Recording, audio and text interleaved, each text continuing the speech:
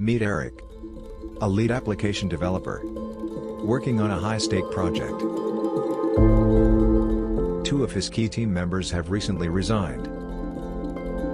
Eric is worried that in their absence they may struggle to meet the timeline and may lose the client.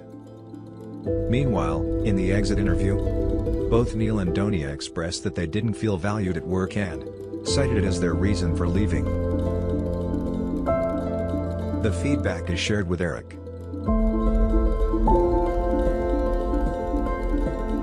The feedback made Eric realize how showing recognition could stop his valued team members from leaving. Eric decides to embed recognition in his ways of working with his team. Like Eric, many leaders undervalue team members' recognition. However, when team members are recognized, it shows in their work.